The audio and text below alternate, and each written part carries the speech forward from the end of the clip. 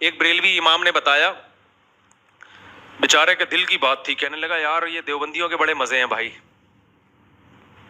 ہمارے دوست نے پوچھا کیوں؟ کہہ رہے ہیں یار امام آتا ہے، فرض پڑھا کے پتلی گلی سے نکل جاتا ہے، سنتیں گھر جا کے پڑھتا ہے، اس کی مرضی وہاں پڑھے یا گھر جا کے پڑھے. کہہ رہے ہم نے لوگوں کو ڈال دیا کہ پہلے فرض کے بعد ایک لمبی دعا پہلے ہوگی، پھر سنتوں کے بعد ایک الگ لمبی دعا ہوگی. تو ہمیں تنخواہ وہی مل رہی ہے جتنی دیوبندیوں کو ملتی ہے.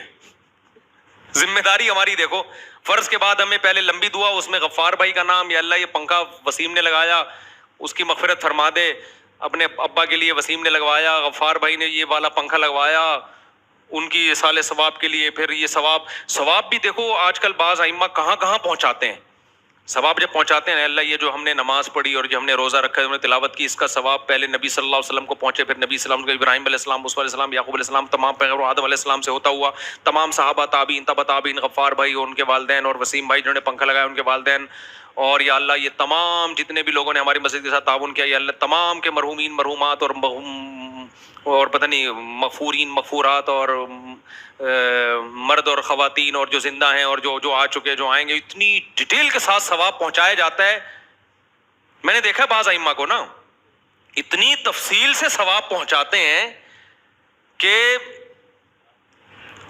اللہ کی پناہ بھائی، ایک ہی دفعہ پہنچا سکتا ہے آدمی کے پاس، دوبارہ ایسا ثواب گھر گھر دستک دے کے پہنچانے کا جو ثواب کا انتظام ہے نا، ایسا لگتا ہے ثواب شاپر میں ڈال کے جتنے بھی مرحومین ہیں الگ الگ ہر ایک کی قبر پہ نوک کر کے اس کو پہنچایا جا رہا ہے. تو بھائی اتنی ڈیٹیل سے ثواب پہنچانے کی ضرورت ہمیں، دیکھو ہم کیسے ہم سنت کو فالو کر رہے ہیں نا. فرض نماز کے بعد یہ اجتماعی دعا ہے ہی نہیں، فرض نماز کے بعد کسی قرآن حدیث میں کہیں بھی نہیں ہے، فقہ کی کسی کتاب میں نہیں ہے، یہ جو عربی مستند کتاب میں ہے، اردو کتابوں کی بات نہیں کر رہا میں، نہ امام حنیفہ سے منقول، نہ امام شافعی سے. ظاہر ہے ان سے اس لیے منقول نہیں ہے کہ ہوگی تو ایک چیز، ائمہ مجتہدین تو اسی کی قائل ہوتے ہیں جو قرآن و سنت سے ثابت ہوتا ہے. تو اب ہم نے کیا، ہمارے لیے بہت آسانی، ہم تو اللہم انت السلام پڑھا، نکل لیے پتلی گلی سے، جا کے انڈے چیک کیے مرغیوں کے، بھئی چوزا کتنا نکلا ہے، پھر اس کے بعد جا کے سنتیں پڑھ لیں. کوئی سنتیں بھی ہم پہ فوراً مسلط نہیں ہوتی، گھر پہ بھی پڑھ سکتے ہیں، یہاں بھی پڑھ سکتے ہیں، دفتر میں بھی پڑھ سکتے ہیں، آزاد ہو گئے. کسی دن موڈ ہوا دعا کا تو لمبی دعا بھی کرا دی، یہ بھی کوئی حرام بھی نہیں ہے کہ دعا کرانا. موڈ ہوا تو آج موڈ ہے بھائی آج کیا کرا دو، چلو یار لمبی دعا ہو جائے. لیکن جو گرین چینل والے بیچارے، وہ ائمہ کی اندر کی دل کی کیفیت میں بتا رہا ہوں. میرا بیان سن کے ہو سکتا ہے ہمارے گرین چینل والے بھائی میری مخالفت کریں، لیکن ائمہ کہیں گے مفتی صاحب دل کی آپ نے بات شیئر کر دی ہے.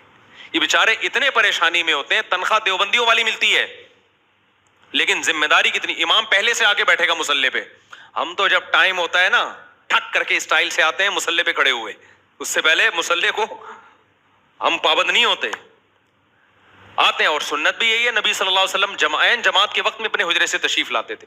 ہمارے جو بیچارے گرین چینل والے بھائی ہیں ان میں امام آدھا گھنٹہ یا 10 منٹ پہلے آ کے بیٹھے گا مصلی پہ، بڑی تمیز سے بیٹھ جائے گا وہ، بالکل بسم اللہ صلو علی الحبیب، بڑی تمیز سے بیٹھے گا وہ. میں بیچارے اماموں کی عکاسی کر رہا ہوں دل کی. وہ کہیں گے مفتی صاحب آپ نے آج پہلی دفعہ ہمارے حقوق پہ کسی نے آواز اٹھائی ہے، تو بیٹھ جائیں گے. پھر وہ اقامت ہوگی تو تمیز سے امام صاحب بیٹھے رہیں گے. حی علی الصلاۃ سے پہلے کسی کو کھڑے ہونے کی اجازت نہیں ہے، تو اس سے پہلے امام بیٹھا ہوا ہوگا نا.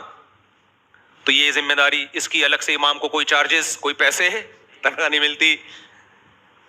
پھر جب اقامت ہوگی، پھر نماز ہوگی، پھر اس کے بعد امام صاحب نے دعا کروانی ہے مقتدیوں کی طرف رخ کر کے، یا اللہ فلانا کو مغفرت، فلانے کی پنکھا بہت زبردست پروگرام چلتا ہے بھائی، چھوٹا موٹا نہیں چلتا.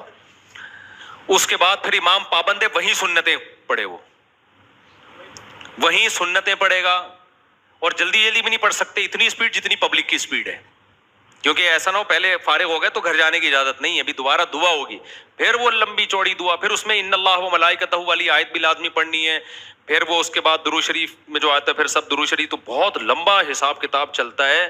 اس کے بعد امام صاحب کی چھٹی ہوتی ہے، اور پھر امام کا کام ہر تیجے میں جانا، 40ویں میں جانا، یہ سب چیزیں بھی. پھر نماز جنازہ بھی ہماری کتنی ہلکی پھلکی نماز جنازہ ہے، ادھر جنازہ آیا ہم نے 4 تکبیرات کہیں، فارغ ہو گئے. پھر ہماری مرضی، ہمیں کندھا دیں نہ دیں، کندھا دینا ثواب ہے، دے دیتے ہیں اکثر. پوری زندگی پڑی ہے اس کے لیے, دعا کرتے رہو. ان کے ہاں جنازہ بھی بڑا لمبا ہے, جنازہ ہوگا پھر اس کے بعد دوبارہ سے دعا ہوگی, وہ دعا بھی جہری ہوتی ہے, اس میں پورا میت کے لیے آپ نے وہ. تو بیچارے جو بریلوی امام ہے نا, ان کی ڈیوٹی بہت زیادہ ہے بھائی, ان کی تنخواہ ڈبل کر دو. میں صحیح کہہ رہا ہوں, یا تو تنخواہ بڑھاؤ یا امام کو چاہیے ہڑتال کریں. ہم اسٹائل ہمارا, ہمیں تنخواہ دیوبندی والی دی جا رہی ہے, ذمہ داری ہم پہ ڈبل ڈالی جائے, یا تو تنخواہ ڈبل کرو یا پھر ذمہ داریاں ختم کرو. تو یہ دیکھنا, یہ میرا مقصد کسی مسلک کی توہین نہیں ہے, میرا مقصد ہے ریلوی اماموں کے حق میں آواز اٹھانا کیونکہ بیچارے بہت قسمہ پرسی میں ہوتے. دیوبندیوں کے اس لحاظ سے بڑے مزے ہیں بھائی, بہت مزے ہیں, آئیں گے آرام سے تمیز سے نماز پڑھائی, پتلی گلی سے نکل لی. پھر جمعے کو ان کے اور لمبے پروگرام چلتے ہیں, جمعہ بہت لمبا ہوتا ہے ان کا, اور بھی الگ الگ چیزیں چل رہی ہوتی.